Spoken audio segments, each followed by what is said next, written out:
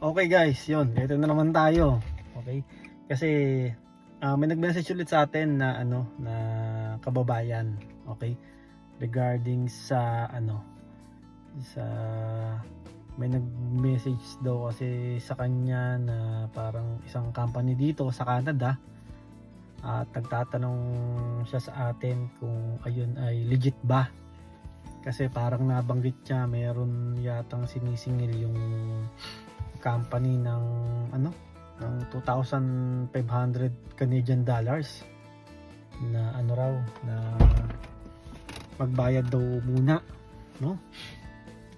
Well, actually sabi ko nga kay kabayan, i-check niya muna kasi base sa naging experience ko, yung pagpunta namin dito ay talagang guys, talagang dun sa employer ko, actually wala talaga akong binayaran sa kanya. Kasi unang-una direct hire ako, then sila ang nag-process lahat, yung LMIA, yung work permit, no. Bale ang binayaran ko lang talaga ay namin ni Jen ay ay dun sa dun sa nag-process, dun sa consultant na na hinire namin.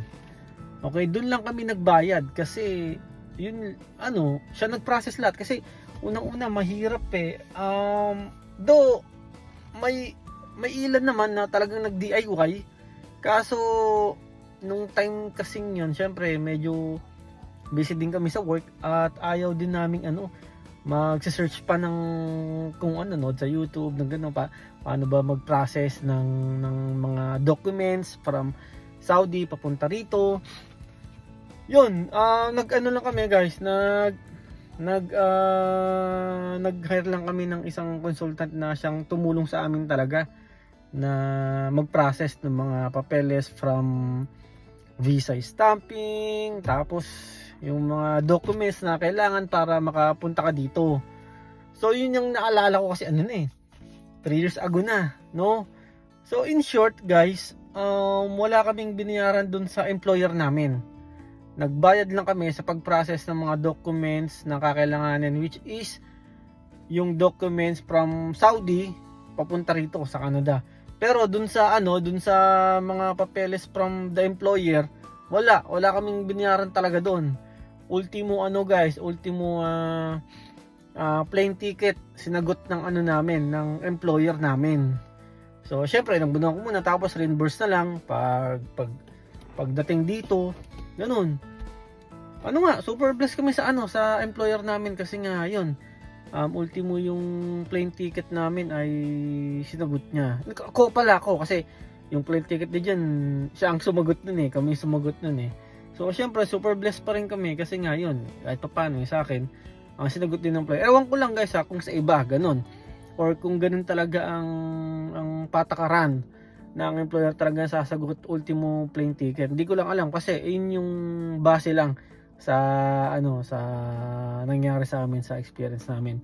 Tapos guys, sinabi ko nga dyan kay kabayan na magdoble ingat kasi syempre sa dinami-dami na gustong mag-apply dito, magpunta dito, syempre talagang hindi maiwasan na merong mga iba na mang-abuso ng kapwa nila Pilipino or mga paibang lahi, 'di ba?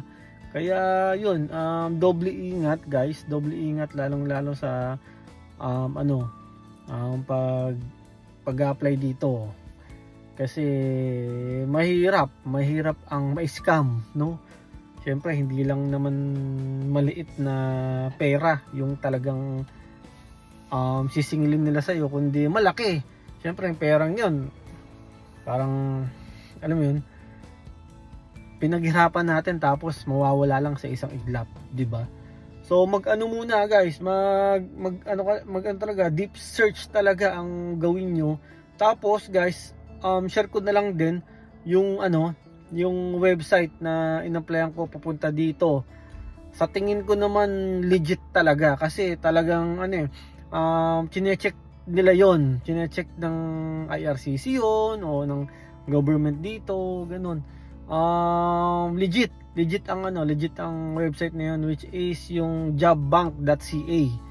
Yan ang yan ang website na apply nyo, wag sa kung Indeed, pwede rin, Indeed, yan talaga ang mga legit na website. Pero base sa experience ko, ang pinag-applyan ko kasi papunta rito, guys, ay diyan nga, yung jobbank.ca, no? So naalala ko pa noon, guys, talagang